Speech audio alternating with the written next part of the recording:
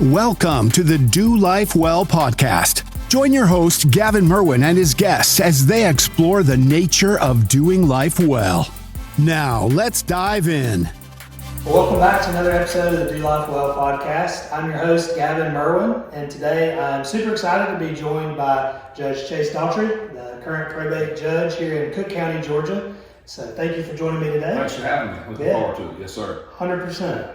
So today's episode is titled 250 Years, Why America is Still Worth Celebrating. This episode will release on July the 1st of 2026, just in time for America's 250th birthday.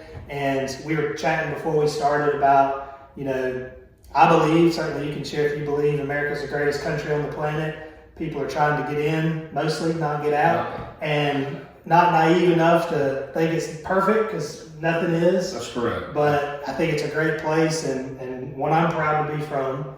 And as I was kind of pondering and considering topics, one of the things that came to mind was just, there's all these pieces to, the founding fathers set us up to self-govern, if you will. Yes, It was very different. Mm-hmm. At that point it was monarchs and dictators, and, they did an experiment of, can people actually vote? And an experiment is still going. 250 years later. Yes, sir. And again, not perfect. Yes, sir. But I think a big piece of that, are our local governments that I certainly don't fully understand. I think a lot of my listeners probably don't fully understand. And, in a lot of ways, we just had the primaries. Yes, I was telling people around me, I'm like, local elections might be more important than the national elections, So, Very good point. Very good point. And, to your point about America being, 250, I worked for a U.S. Senator for a long time named Johnny Isaacson. And I've traveled around the state with him, and to your point, one of the things he used to always talk about, especially on immigration issues, was no one's trying to break out of the United States. Everyone's trying to break in, and that has, immigration and migration has, been an issue that the country faces and still faces, because everyone does want a shot at the American dream. Sure. That is what makes us unique. That's why souls will board makeshift rafts in Cuba to try to get here for that way of life. And sometimes I think people take for granted just what an individual may be willing to go through to get what we were born into. Yeah. And sometimes I think that gets maybe lost on us as Americans, that we have to remember. And to your point about government, we really do have a unique structure. We have the federal system, the state system, and then your local city, county system. And arguably, the more you grow up, go up that ladder, maybe the less control that entity has. Obviously, your local governments are extremely powerful in terms of day-to-day lives, even so on the state government. I tell people a lot of times that it is important who your congressman and who your senator is and who your president is, but the state level and the county and local level probably are going to affect your life and your pocketbook more so than the federal level will. Taxes get assessed on the local and state level, especially property taxes, sales tax. Your pocketbook tends to matter more about what your local officials do and the decisions that they make. And then with our state leaders are definitely more well involved, with education issues, public health issues, things of that nature. So local elections are very, very, very important, in my opinion. Yeah, I agree with you. So as we dive in, open it up, who is Chase Daughtrey? So just take a second, introduce yourself, tell a little bit or a lot about, as much time as you want, of your story and how you got where you're at. Chase Daughtrey, just a normal guy from Lenox, Georgia. Sure. Graduated Cook County High School in 2000. Y2K, the world was supposed to end. Okay. At midnight that night, all the computers was going to crash, and it would be the end of the world as we know it. We're still here. Yep. It did not end as maybe anticipated, or was as the media maybe at the time had scared us into. After high school, grew up on the farm, still on the farm, did farm work. When I went to ABAC in the spring, graduated in the spring of 2000, went to ABAC in the fall. Got involved in college Republicans. There was a state senator from Houston County at the time named Sonny Perdue that was running a three-way race for governor in the Republican primary. It was him, a lady named Linda Shrinko, who was the state school superintendent at the time, and a gentleman named Bill Byrne, who was chairman of the Cobb County Commissioners at the time. I think everybody thought Shrinko was going to be the favorite. She had been elected statewide. The winner of that primary would face Roy Barnes in November. Roy Barnes in that race, I think he spent $12 million. Sonny Perdue won the primary, spent $2 million against Barnes and won. The significance of that was I got involved with his campaign back then, and that's kind of like when the political bug, hit, if you will. After doing some volunteer work for Sonny and his folks, Jay Roberts, who was a state legislator from Ocilla, did an internship with him at the state capitol. Went to Kennesaw State University. That's where I got my job with Senator Isaacson. He was running for the U.S. Senate at the time. There was an open seat, and worked on his campaign, then worked on the Senate staff. And the Lord works in mysterious ways. I was ready to kind of move back to Cook County. I enjoyed my time in Atlanta and was trying to find a path back. I'd already built a house there on the farm in Lenox, trying to figure out how to get back home. One random Thursday phone call, my grandmother had a massive stroke. I was working at the state capitol then. I was the deputy chief of staff for the speaker and the House leadership, the majority leader. And bad as I hate to say it, I really probably didn't handle it the best way. I was just like, I'm out of here, I quit, I'm going to Lenox. They sent my nanny home with hospice care. That was a Thursday morning, if I remember correctly. That Friday, I was on a tractor pulling a tobacco transplanter, trying to help my family get the crop in and take care of my grandmother. Judge Chase had just announced she was retiring as a probate court judge, and we did something a little unique. We wanted to really, I'm a center right guy, probably ideology wise, but also have some strong opinions about local elections, and maybe they're really not partisan, just because we really don't get into some of the issues like you do on the federal and state level. So I ran as an independent. We did a petition drive. I can't remember the number, Gavin, but you had to get like 5% signatures of the voters who voted in that last election. So I think we had to get like 600-700. I'm not even quite that high, but it was a lot of signatures that we had to get and then get verified to get placed on the ballot for that November. And we won in a runoff, and that was 18 years ago. Wow. So still here, thanks to the good people of Cook County. Yeah. Getting reelected. So now, and if I read it right, you were how old? 26. And that was the youngest Judge in the state, yes, sir. And we were just talking about it before we started. Yes, sir. As far as we know, it's still the youngest. I think so, and I feel like I look like the oldest judge in the state after 18 years of public service. But it's fun, we enjoy it. Something to be said for getting up and going to a job that you enjoy every day. Yeah. We get to help people. There's a lot of what we do enables us to do that, and so I enjoy it. Which that dovetails perfect into what does a probate judge actually do. Yes, sir. I know there's a lot, and again, the theme is for the listeners. Obviously, we're learning today about civic duty and probate judge. The reason the theme fit in, though, is again, I do want to hit on something really quick. You mentioned, I think we can take it for granted sometimes, being Americans. And I remember when I was at VSU, I did a study abroad in Russia for a summer. Yes, sir. And that was the first time I'd been out of the country. And I landed back in Atlanta and wanted to kiss the ground, which I had a great time, and it was a beautiful place. And so it wasn't necessarily that, it was just like, there's no other place like this. And I was with other college kids. The World Cup, funny enough, was going on then. It was in 2014, like it is now. And so it was like the Canadians were on the hall, and these were on the hall, and all these different countries. If you look around, you're just like, everybody wants to be going back with us. They have great things about their places too.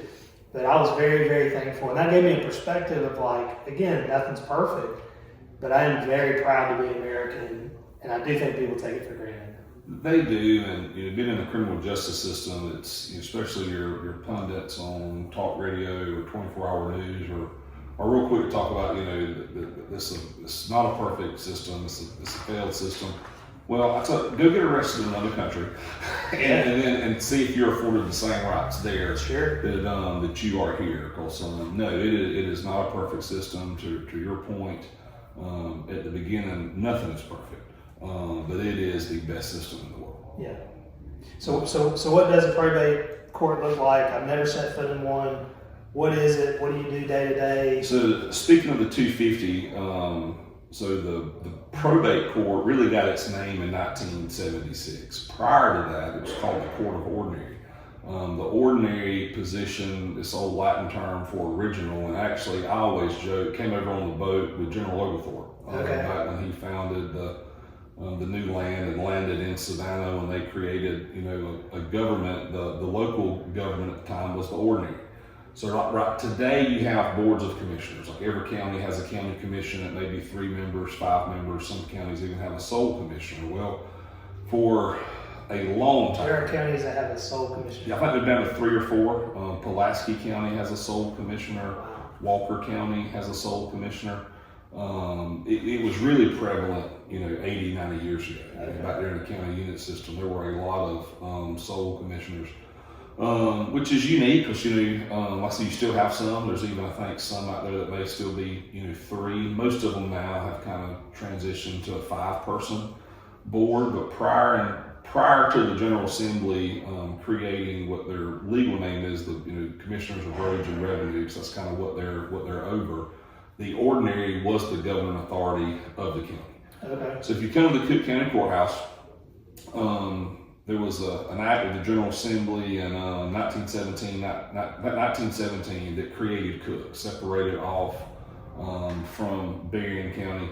The ordinary, if you go to page 1, book 1 of the official minutes of Cook County and in my office, the first thing the ordinary did was he ordered a county surveyor to survey the new boundaries, of the county.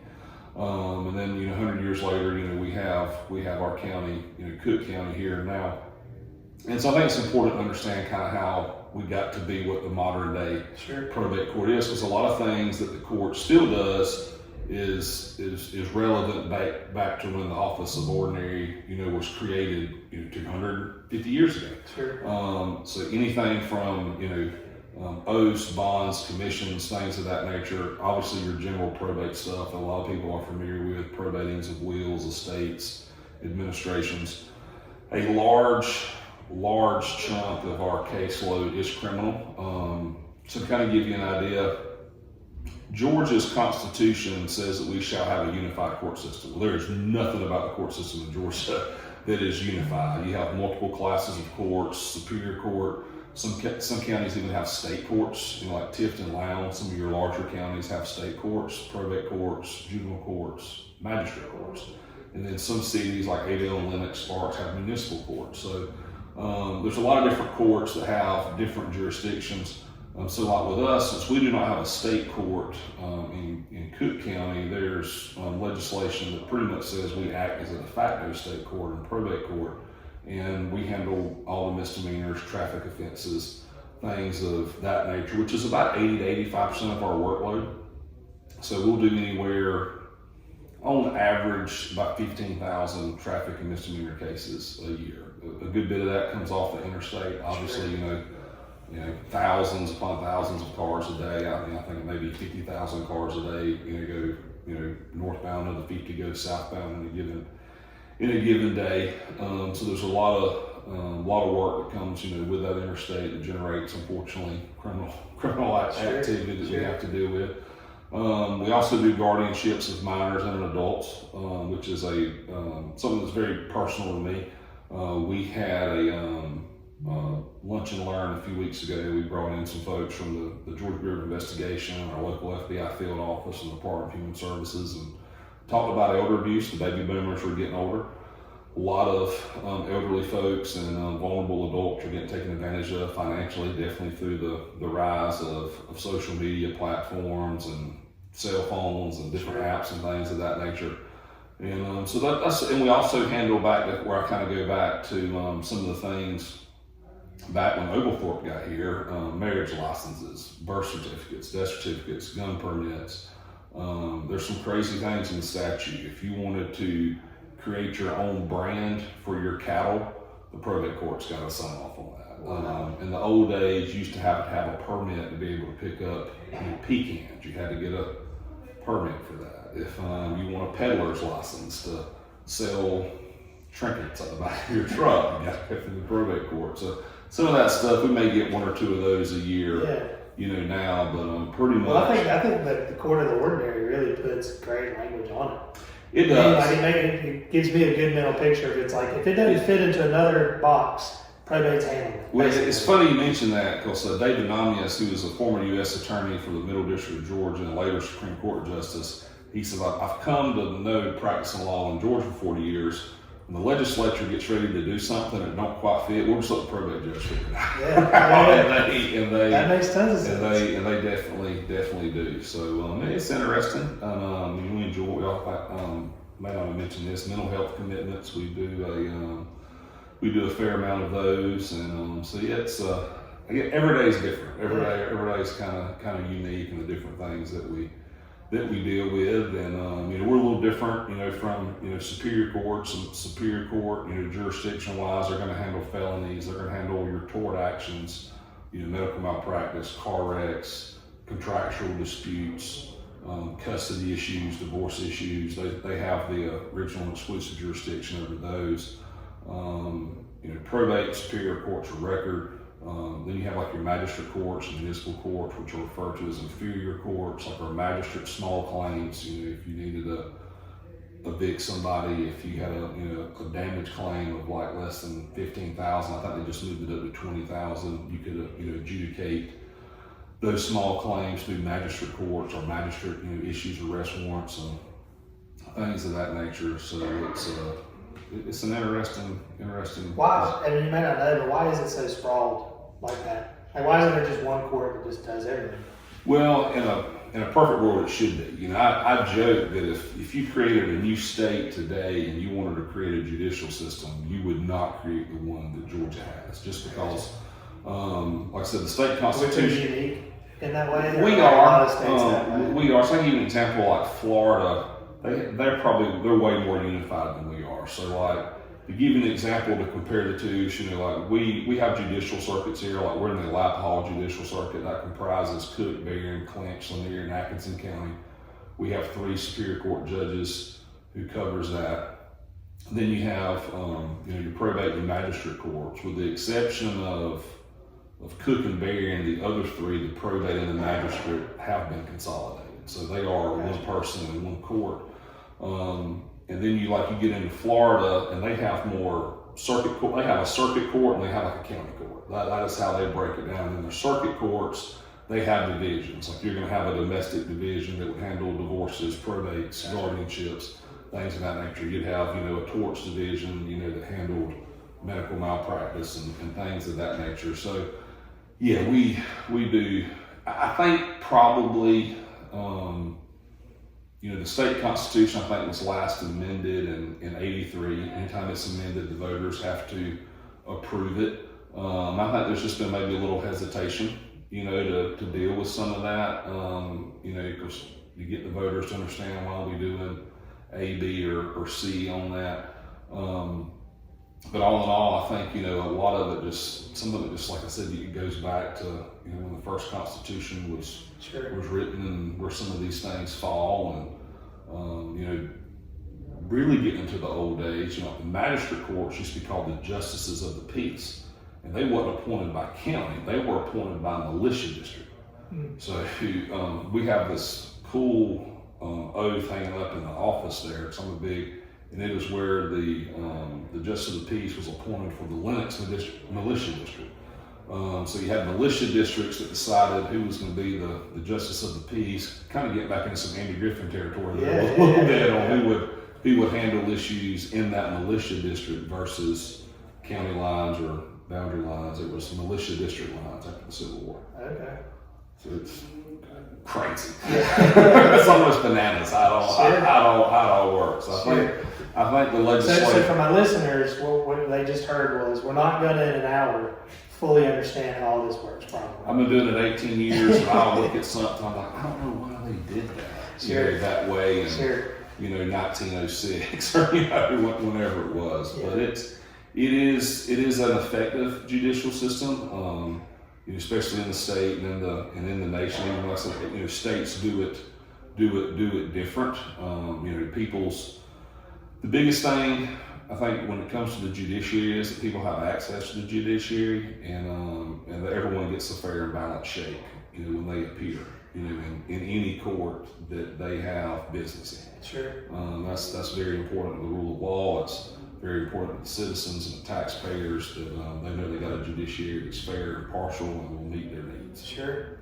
Well, and you mentioned earlier talking about elder abuse, those kind of situations. How involved to the day-to-day are you with those specific cases? Meaning, is there an element of emotional weight that you have to carry with these things? Are you counseling families on these kind of topics, or what does that look like? In theory, let me back up a minute. So one thing about what I'm going to call the county courts, your probate judges and your magistrate judges, they really were designed in the beginning and still to this day to somewhat be a people's court. Sure.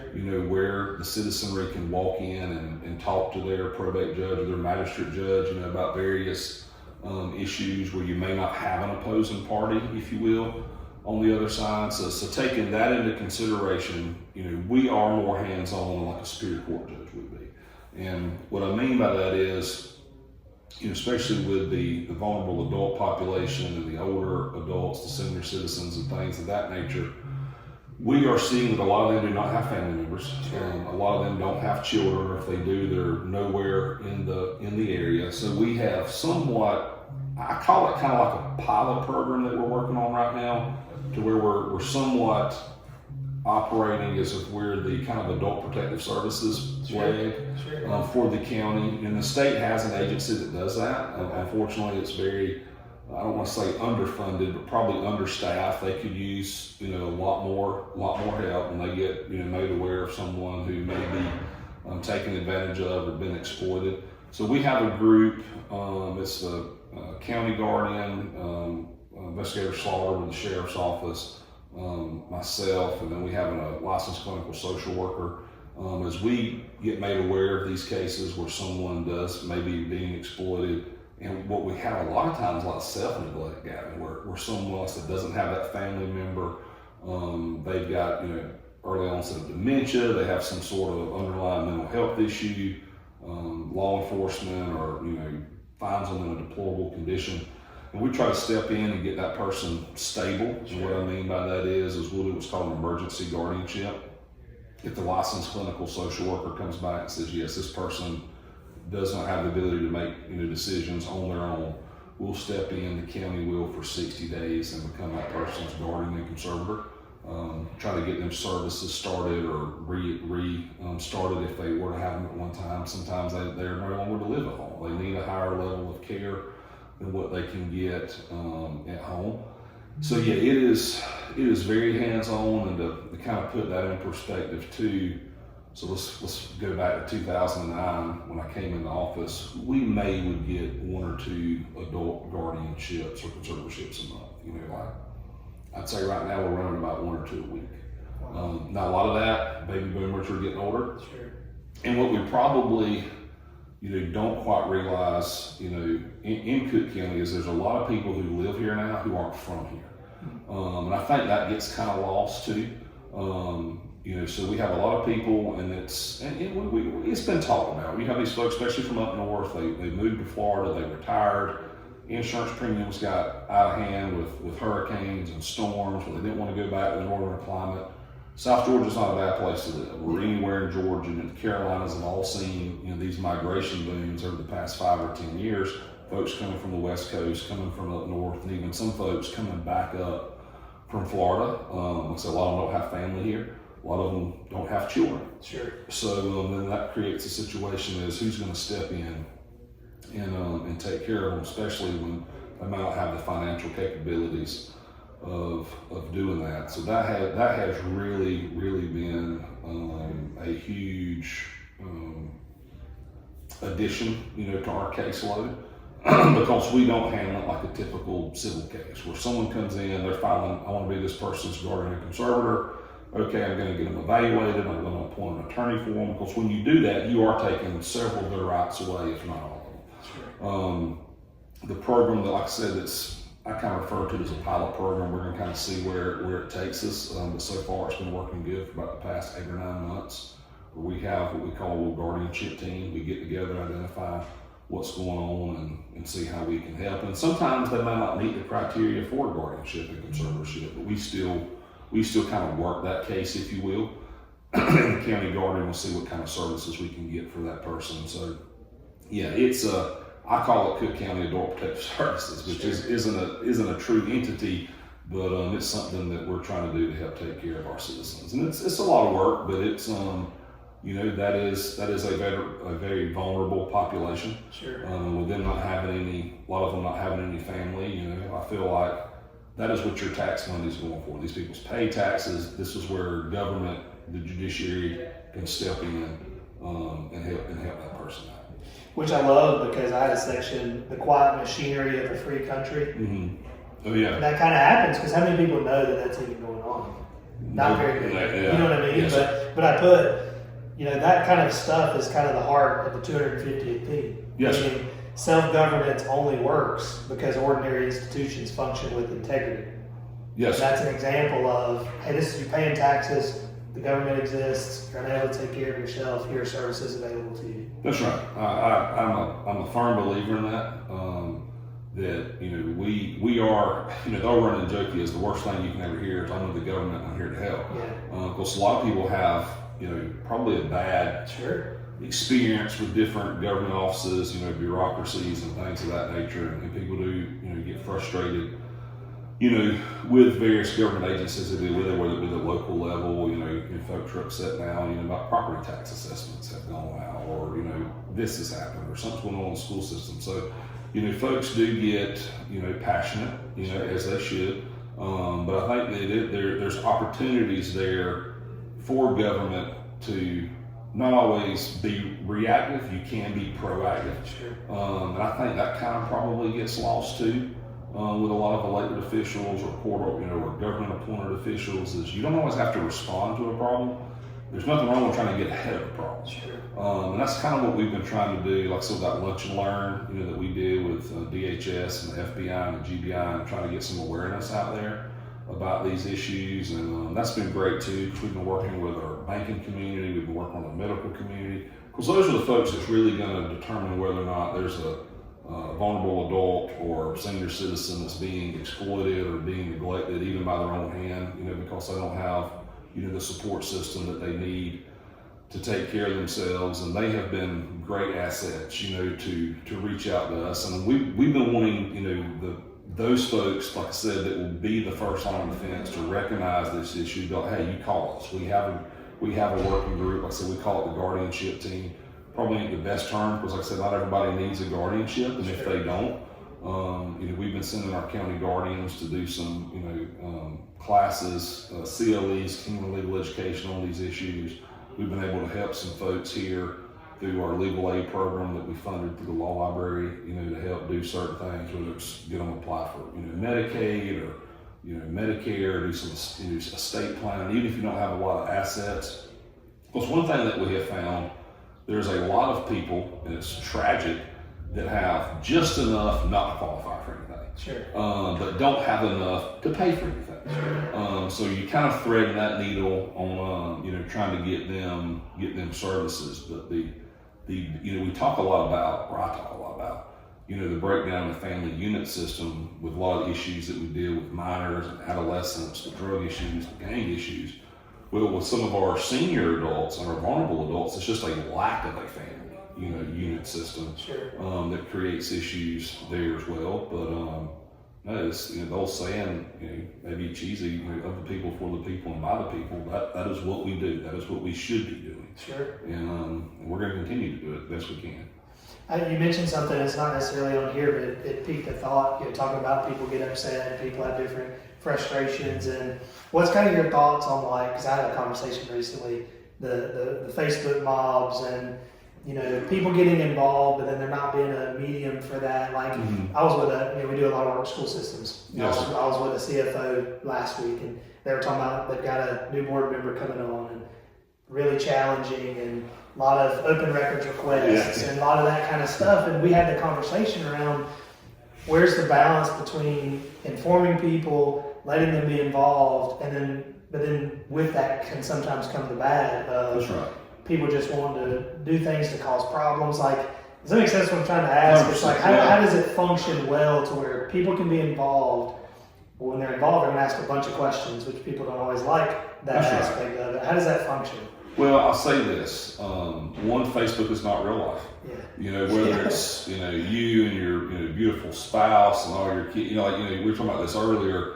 Yeah, you're on the beach, everything looks great, and 30 minutes after that, you were spanking the kid, you were kicking the drink off the table. Exactly. I mean, so I have to remind myself, you know, Facebook, social media, it's not always real life. It is, you know, but the issue is, Gavin, and I shared this with some of our friends locally here recently, perception's reality. Sure. Even if perception's not the truth, perception's reality. And I think it goes back to what we were talking about earlier, the being reactive versus the proactive.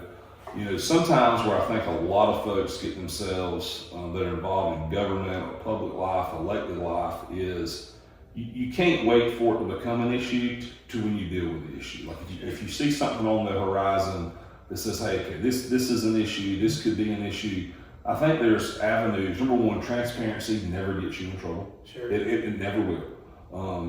Being an open book, whether if you're managing, you know, public funds, tax funds, accountable to the people, you never get in trouble being transparent. Sure. I don't care what agency you're in, what you're elected to.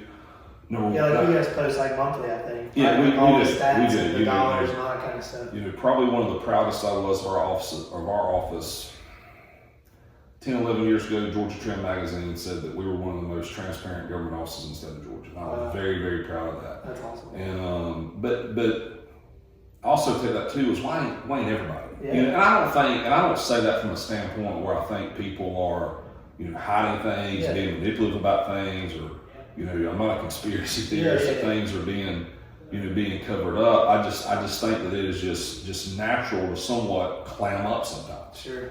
Is that we're not going to deal well, with people are this issue. busy with the day to day. They're not thinking about, let me go post my numbers. I got a bunch of cases I got to go with. That's right, and it's, you know, it kind of goes back to perception. You know, it is reality, and unfortunately, we live in a day and age to where if people don't know the truth, they will make up their version of the truth. Sure.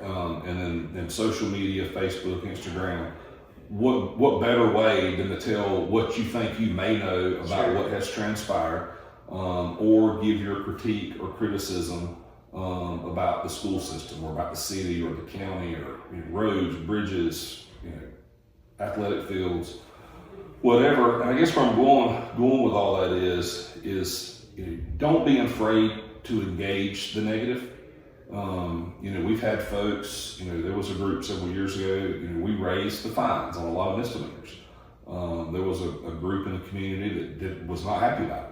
And I met with them, and the gentleman at the time, he says, well, we just want transparency. And I said, sir, you didn't even know I was raising the fines. I had not put an article in the newspaper that said we raised the fines. Like, I don't know what else, you know, you need me to do. But I think that is probably where a lot of government institutions do get in trouble. Number one, you can't argue all this stuff on social media. I mean, we still, at the end of the day, you cannot fight these fights with thumbs and, you know, 130 characters, whatever Twitter allows you to use. You still got to have face-to-face meetings. You still have to talk to each other, not talk past each other. And you'd be really surprised at what you can accomplish. And what if someone thinks, well, I think y'all did A, B, and C. Well, if you sit down and talk to them, they'll really realize, oh, it's actually D, E, and F. Okay, you know, it's not bad to conversate on negative issues. And I know most of us, you know, are passive aggressive, and like I said, the thumbs do make it easier to say things that people would never say face to face. You know, on a global scale, that's part of what I think the issue is, you know, in our country right now, is that, you know, the social media, the 24-hour news cycle, you can get division 24/7, all day, every day. And some of that even on the local and state level, like you said, with some of these issues. But again, I go back to what I said initially. I think the best way to mitigate a lot of this is you got to be, you know, proactive on whatever the issue is or may be perceived to be. Because if not, and you let, I mean, it's you know, I work for Johnny Isaacs, and I quote him a lot. You know, he used to say, you know, if you can't explain what's going on in about 3 sentences, you got a problem. You know, and I'm a firm believer in that, but you've got to be able to explain it. Like I said, I think you've got to be proactive and not react to these issues when they come up, and you got to be a little thick-skinned too. I mean, you can't. I mean, if 12 people get on Facebook and just wear you out, about these different issues, don't.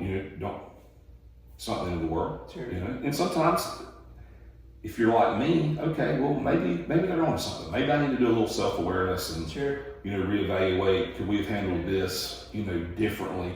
As it come up, and in a small town too, I tell everybody we're on the Wednesday to Wednesday news cycles. Like everything everybody's mad about this week, when the newspaper comes out next Wednesday, they're gonna be completely mad about it, about something else. But you'd be surprised, I feel like, in getting ahead of issues and tackling those issues when they come up. That's the best way. Yeah. 100%. I'm a firm believer in that. Yeah. I do feel like, and maybe it's just because I'm getting older, but people are more aware than they used to be. Mm-hmm. Do you think that's true? Like, do you think people are more engaged, at least? It may not all be positive, but do you think more and more people are wanting to engage and wanting to be aware and wanting to know, or do you think it's about the same? I think there is more awareness on certain issues. And I think also kind of, to me, okay, why? Because I believe that they are. Like, I believe, I'm going to pick on our friends next door, at the city. They caught a lot of grief when they purchased a new building here in town, and they needed something else. There can be debate about whether that is what they needed or they needed something else, but it was no doubt they needed something, to get there. And I was a little. That probably is what made me realize how close people were paying attention. Sure. To like what was going on, and some of the specifics that that was on some social media posts and things of that nature. I think that was an issue that had generally upset some folks now. And I think the reason why, I'm guilty of this too, you take 30 years ago, you came home, so we're middle-aged, men, you'd eat supper, maybe watch Tom Brokaw, Jeopardy, Sports Center, watch the Braves, go to bed. Yeah. Okay? Now I think we live where our culture is more, come home, maybe have an activity with the kids, eat supper. If I'm not watching Netflix, I'm going to scroll on my phone for 3 hours. Sure. I feel like there's people now when you cut the television on, that they're getting what they need in real time, locally on their phone. Yeah. Case in point, had some folks in Spear State, and there's 4 state troopers in Pine Valley. What's going on? I don't know. But I think it is the real time, car wreck, bomb threat at the high school, the counties, the roads aren't where people think they need to be. They're videoing a motor grader not doing what they think they need to do. Now, I think people are definitely way more in tune. Now that may be the complete opposite of like a metro folks, but I do think in the rural part of the state, like where we're at, that people are way more in tune to what's going on, especially with their government, especially with their school system. And I'll be honest with you, I think COVID changed a lot of that too, to where folks were more quarantined, they wasn't out getting out more, they relied on their phones and things of that nature for more information. And I do think that somewhat changed the trajectory of maybe kind of how people view government function, education function, society function. So I think that's probably one of the, you can call it good or bad. I think an informed public's good, myself. The old NBC line, the more you know. I don't think it hurts to be well informed. I think you have to be careful about where you're getting, your sources of information from. And like I said, earlier, sometimes perception is reality. You can't believe everything that you see on social media, but I do think people pay way more attention to what goes on now. And I go back to, I think a lot of that is if the train derailed right now and I walked by that back door and started filming it, that immediately, what's going on. Mm-hmm. So yeah. Yeah, and there's balance to that too. I saw a post today, I'm like, I so love that. And it was talking about, if I don't see the danger, I'm not interested in it. Yes. I'm not an expert on the Strait of Hormuz. I'm not because there is some degree of just overwhelming amount of information that we have to take in and how much of it is valid versus not valid. It's just like, I'm just going to live my life and love my wife and take care of my kids. And obviously being informed is important because I'm voting and all those things. But at the same time too, like I'm not a big news person. I'm not a big You can't just live your life with that, because it's not always positive, and it can be divisive, and most of us have more in common than it's made out to be. Even if we vote differently, it's like, yeah, everybody's just going to work every day. Mm-hmm. We agree on most things. Well, in news and government and politics, a lot of it has become entertainment where it shouldn't be. Sure. You know, I was listening to a podcast talking about yesterday with Taylor Sheridan, who created Yellowstone and some of these other great movies, and you know, he was kind of, you know, alluding to that, you know, a little bit as well. But it's it's you know, just about accurate information. You know, and pretty much the point he made is like, you know, it's 24-hour news. There's not news breaking 24 hours a day. So you've got to find a way to fill that time. And, you know, that a lot of that time gets filled with the opinion aspects and the entertainment value of some of this stuff. And, you know, I remember being in college, headline news would come on, which was a CNN channel, and it was just hard news for 30 minutes. You knew what was going on in the world. Like I said, you know, you watch Tom Brokaw at 6:37. Sure. Okay, well, this is what happened, right? Let's do some Wheel of Fortune. You know, let's see what happens next. That's just changed so much. That's right. One of the things we talked about before we started was administering oaths. I hadn't really thought much about it, but it says in a country literally founded on oaths. What does it mean to swear one, and has that lost weight in our culture? It's probably lost weight in the culture just because I don't know if you know, I'm a millennial. You got the millennials and the Gen Zs. I don't know if they understand, you know, the true value of what an oath is anymore. Just, you know, covenant, you know, with marriage vows and wedding vows and what you're saying there, you know, the probate courts in Georgia are the keeper of oaths, if you will. You know, we went back years ago to whenever there'd be an election. You know, by law, the Secretary of State, you know, ratifies that election. They send me what's called a deedimus and a commission to administer the oath to that person. And once that person takes their oath, January 1st at midnight, they've become the elected sheriff or elected district attorney, or, you know, whatever the position may be. And I mentioned to you earlier, you know, in Georgia, if you violate that oath, it is a felony. You're punishable by up to 5 years in prison. So the oath that you take is very, very important. Sure. Because number one, and oaths are different, you know, based on the position, you know, that you're taking. But the biggest thing is, you know, defend the Constitution of the United States and state of Georgia, and you're going to uphold your duties to the best of your ability. So help you God. Yeah. And as I always say, every 2 years when we do an investiture ceremony, you know, that the oath is where you really codify the will of the people. I mean, you have had an election, the people have decided who they want to lead them, and the oath is the final step in that process of where you administer the oath and you swear that person in to do that job for the next 4 years. And oaths are extremely important. You know, we issue oaths from everyone to, if you're going to probate, be the administrator of an estate, you're going to be the conservator over someone's money, you're going to testify in a case and present evidence to a court. You take an oath. So what's interesting, being in the, as I'm sitting thinking, being in the public education space, educators do it. They do too. They take a public oath of allegiance when they're employed. They'll uphold the Constitution and things of that nature because they're public employees. And like I said, folks would kind of, you know, drop in, you know, at the court, they'd take their oath, and we kind of wanted to go down a route, if you will. Like I said, we brought back the traditional, more formal swearing-in ceremonies for that. I mean, you know, it's when we swear in the president, the governor, the county coroner.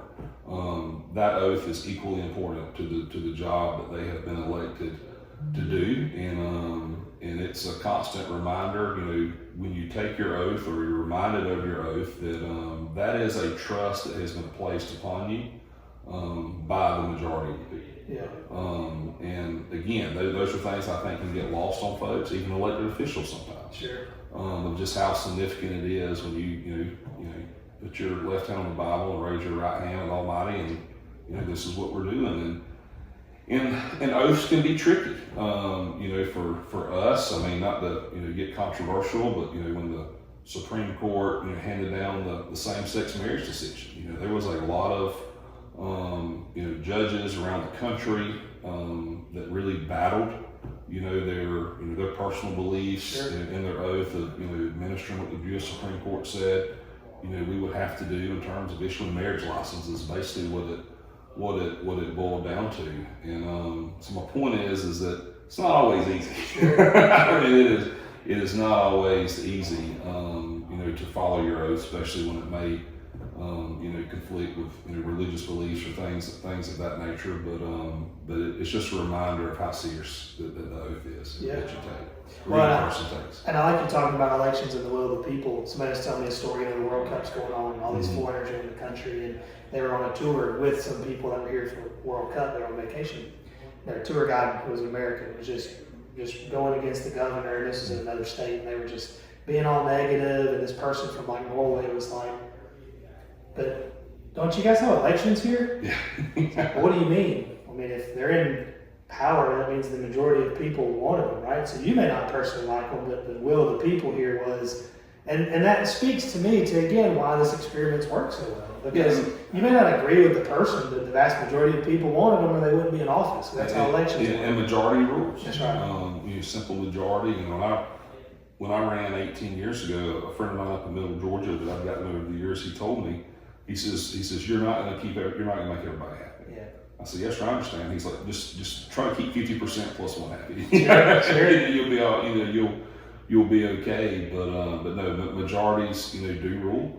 Like you mentioned earlier, we just went through a primary season, here in Georgia with the, gubernatorial folks, U.S. Senate folks, and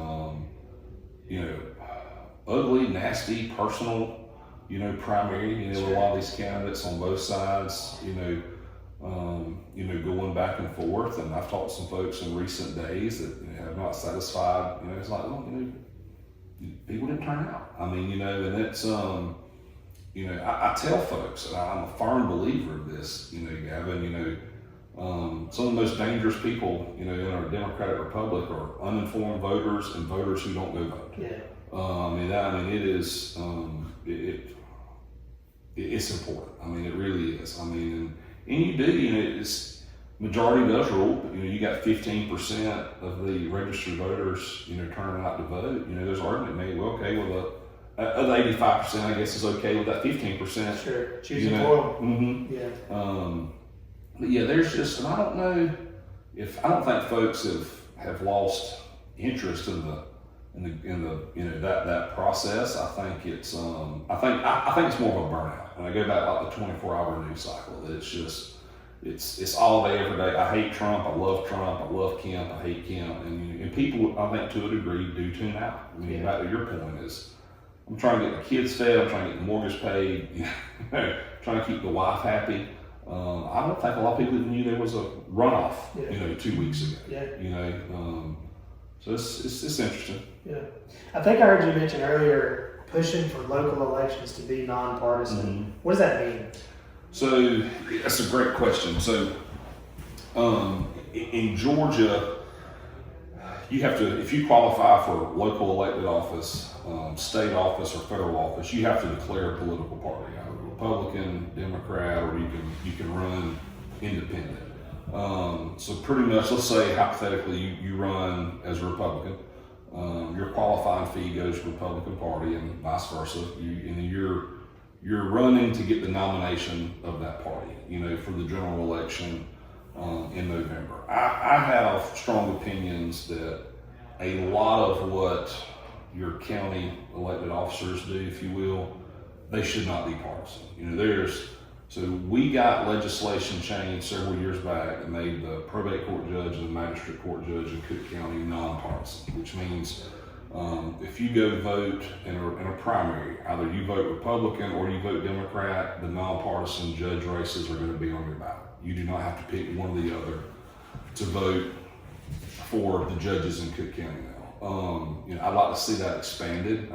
Does your corner, does it really matter if you're dead, if your corner is a Republican or a Democrat? You know what I'm saying? Sure. Your share. Does that mean if it is Republican and let's say it's a Republican primary, then that's literally not on the Democratic That's correct. ticket. Yeah, so let's say Doug Hanks is running for sheriff. So it makes it that only 15% of people are showing up. It makes it even further diluted on who's 100%. voting for those people. That's exactly. So like if Doug Hanks, I'm hypothetical, I think he's an independent. But let's just say, he's Republican and there's Republican runs against him. Well, if you vote Democrat, you do not vote on who the next sheriff is. If there's only two people running and they both picked, to qualify as a Republican candidate. So that literally just wouldn't even be on there in November.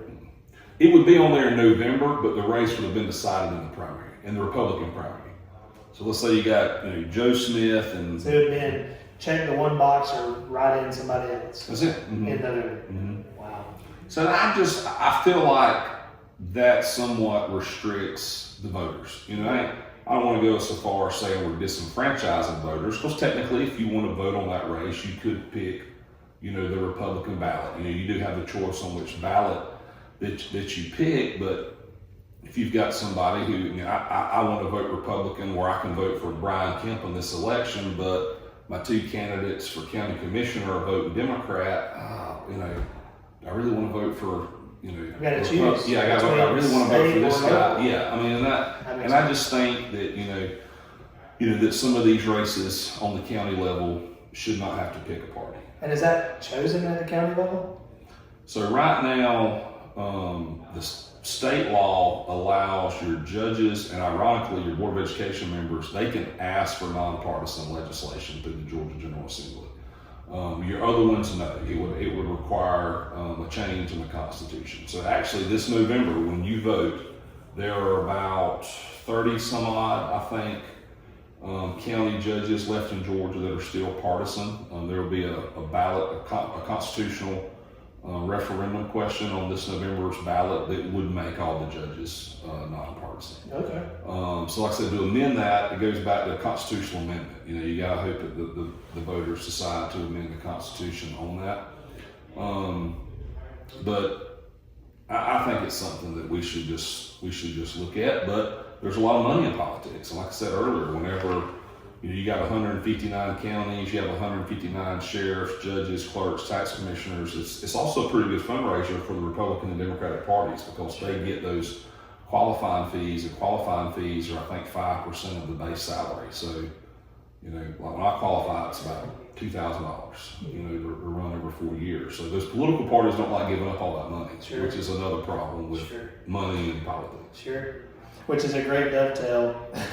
250 years in, what are we getting right?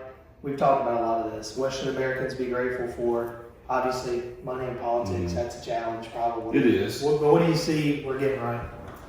I think at the end of the day, one thing I think we do get right is that, no matter how much money's in politics, no matter how long someone's in politics, at the end of the day, the people still control.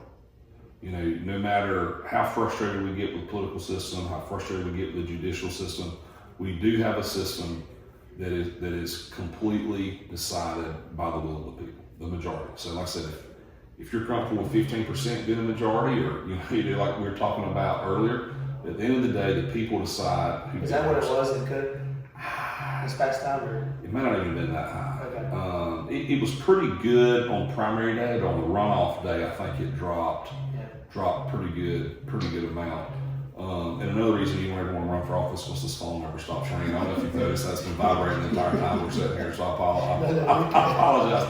The joys of being a local elected official, there's always something going on, especially in a rural area. In a rural area. Yeah. Most countries, as far as we get it right, we do have the people decide who is going to govern. And I think at the end of the day, it's even as frustrated as I get with the representative democracy does work. I mean, we elect people to represent us for these jobs, and the people have the ability, without fear, without favoritism. I've said this at investiture ceremonies before. You can go up down to the county commissioner's office, pay your fee, sign up to run for any position you want to, make your argument to the people. At no time will anyone point a gun at you. Will there be tanks on the street? Will someone prevent you from voting or expressing what you want? And that is a luxury that a lot of people in this world don't have. I think that we have great amount of accessibility, to our elected officials. That may be a little biased based on, rural, versus urban. I can't tell you how many congressmen, senators that I know that'll hand out their cell phone number, to constituents. You need something, you call me. So I do think that we have, and that's Democratic and Republican, by the way. The tornado or the Hurricane Helene hit. John Ossoff, a Democrat, come to Cook County, handed out a cell phone number, calls and checks in. Brian Kemp, the same way. I can't tell you how many people in Cook County's probably got his cell phone number, and he'll answer when you call. The accessibility to those elected leaders are great. I do think those are a lot of things that we have gotten right. Some things we've probably gotten wrong. That on the flip side, we probably have dedicated too much government power to non-elected officials. When I say that, the bureaucracy, sure, if you will.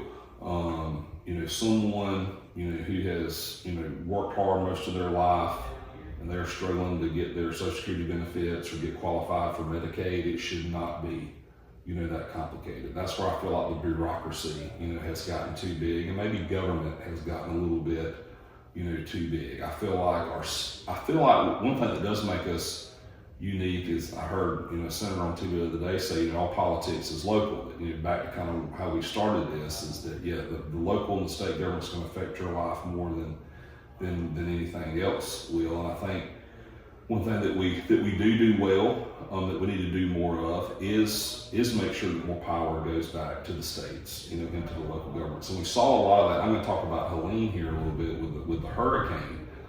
Is that a lot of that relief money that Congress passed for Hurricane Helene, instead of the federal government just distributing a lot of those funds, especially on the agricultural side with disaster assistance and FEMA assistance, a lot of that was blocked, granted down to the states, where the states could administer, those programs and those relief efforts. Because at the end of the day, our states are pretty effective in the United States, especially the southern states, blue and red. They're pretty well-oiled machines. North Carolina has a Democratic governor, Georgia has a Republican governor. They both felt the wrath of Helene, and I think at the end of the day, everybody would probably give them B+, A- on the job that they did. So I think the more that the states are involved, sure, the better. But at the end of the day, I do believe in American exceptionalism. I do believe that we're the greatest country, on earth. I do get concerned that there, are factions who try to say that we're not. That that tries to sow distrust and hate and things of that nature. Well, the World Cup's highlighted it recently. Oh yeah. For me, I'm not a soccer fan at all, but you've seen nothing but that on social media of all these people from all around the world. Like, we've been sold a lie. Like, y'all are awesome. Mm-hmm. Like, I thought I was going to get shot just walking down the street. It's like, it's probably not going to happen in most places. I mean, there are cities where it's very dangerous, but they're like, y'all are incredible. It has been a huge success thus far for the United States. I mean, it really. Like, the media has told us y'all are awful, but it's like, I'm like you. I'm not a soccer fan either, but I've enjoyed watching it. I've enjoyed the interviews with folks who have talked about what great experiences they've had, whether they're in Atlanta, Kansas City, wherever. It has been very glowing on what people think. Like we talked about from the other. I mean, everybody wants to get in here. Yeah. Everybody wants to get to America. Yeah. They really do. And take the ranch packets home. Have you seen that? I was like, I didn't realize people didn't have ranch. They've been obsessed with ranch. CBS News had this great thing where there was these folks from Europe. There's a place you can go to in Texas, I think outside Dallas, where they'll give you like the country experience if you're here for the World Cup. And it's like tractor pulls and mud bogging. They were like interviewing this couple from Spain, and they were like, we didn't even know mud bogging was a thing. I mean, they were just like, we love Texas. Like, we love Texas. I love that. So, listen, the 250-year experiment, hopefully we'll live another 250 years. I mean, it will have her challenges. She will have her, adversities to overcome. Yeah. But I'll take it over any other one any day of the week. I agree, 100%. You said you want to talk about Helene a little bit? Yeah, I mean, it was just, that was a really defining moment that I felt like that I don't want to, let's back up. I mean, I don't want to compare the two, so they're completely different. But, after 9/11, there was a tremendous amount of unity, blue, red, it didn't matter. People come together. Saw a lot of that with Helene, and it was a reminder to me here locally that, we had the governor here, we had Ossoff here, Biden came, Trump came. I mean, everybody came to kind of rally around, what had happened. We got to have more of that. In this, and it shouldn't take a natural disaster or a terrorist attack to get us there, because I'm a firm believer that whether you're Democrat, you're Republican, white, black, despite your religious affiliation, we all have way more in common than we don't have in common. And we've got to talk more about that and how to solve issues together. You can't be against something just because this person's for it and vice versa. Sure. You can't, hate voter ID for elections because Trump supports it, and you can't hate climate change because Chuck Schumer's for it. There's got to be ways to work around this, and there is ways to get things done. Probably 8 out of 9 Republicans can sit in a conference room with John Ossoff and talk about issues, and everyone excited about what he had to say, and felt good about it. Sure. If we just all do that more often. Sure. I just wish we could do it without a tragedy to get everybody together. But there's a lot of growth there in getting the compromising relationships and things that we need. It'll just make the country better. Yeah. It'll just make the country better. Yeah.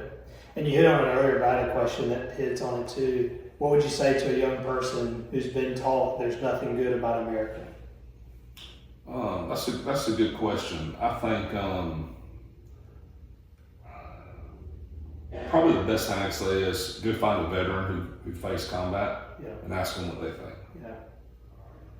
So I think they'll tell you in a heartbeat. No matter what the conflict was, whether it was a war on terror, Korean conflict, World War II, I think a veteran will tell you why this is the greatest country on earth. I really do, because there's, you get concerned, about what you hear kids are learning about in schools, or what they can, get a hold of on social media, or they don't have the home life that, like a lot of us, have had with, parents and grandparents, helping raise us, teaching us right from wrong. And unfortunately, there are folks who teach their kids that America's a terrible country. And I think those folks, who think it's a terrible country, who think it's okay to, burn flags and not allow Jewish kids to enter a college campus. Well, someone died. A lot of people died. For you to have that right, again, no one's trying to shoot you for doing it. No one's trying to kill you from doing it. You have the ability to express what your thoughts are freely. And if you go to a country that don't allow that, you're liable to be hung or executed for the sun goes down. Go to Iran and burn their flag, in the middle of Tehran and see what happens. It's not going to end well. That's right. It's not going to end well. But I do think that, and I don't know necessarily how to change it, that there is a segment of society that is anti-American, and I don't get it, because like I said, because you are an American gives you the ability to be anti-American. You know what I'm saying? Like if you had that thought in any other country you lived in, the consequences that you would pay for saying that or whatever action it is could be death. It's astonishing to me. And it so impacts us all too. Mm-hmm. Like, even if you don't like the president that's in office, it's like, I want the guy to do well, because it kind of impacts me if he doesn't do well. I'll stop after this. Trump has his, deportation, immigration, stance. As of right now, under President Obama, more people were deported than any president before him or after him. Sure. Tactics different, 100%. But just because one does it doesn't mean one's evil and the other one's good. Sure. The Trump administration's all out on fraud, abuse, and healthcare. Obama and Clinton then talked about fraud, abuse, and healthcare and government programs. And that's not a new subject. It's just, you can't, just because, one's for it, like I said, and one's against it, this doesn't mean that they're wrong. Sure. Those both can be true, but it also goes back to that I just think that we shouldn't be in a position to where we truly hate elected officials because that your person didn't get in there. Sure. Some people have kind of made politics a religion a little bit. And we got to get away from that. Sure. I mean, we got to get away from that. We just got to go back to religion being religion, government being government, and not get so caught up in worshiping these political ideologies and thoughts and things of that nature, or worshiping those folks, whether they're Democrat, or Republican. We kind of got to get back to what's important, and I'll say that's not important, but people are getting way too consumed with politics and maybe that being their form of entertainment or religion, if you will. Sure, I agree with that.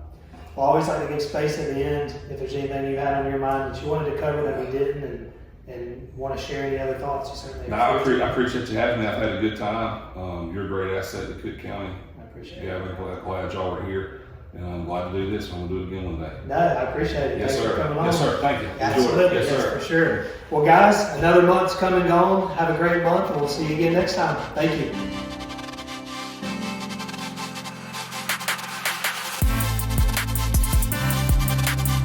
Thank you for joining us on the Do Life Well podcast, where we explore topics like fatherhood, business, health, wellness, and so much more. With each episode, we aim to inspire and guide you in embracing the art of doing life well. If you found value in today's conversation, please leave us a review, subscribe, and share with your friends. Until next time, continue the journey of doing life well.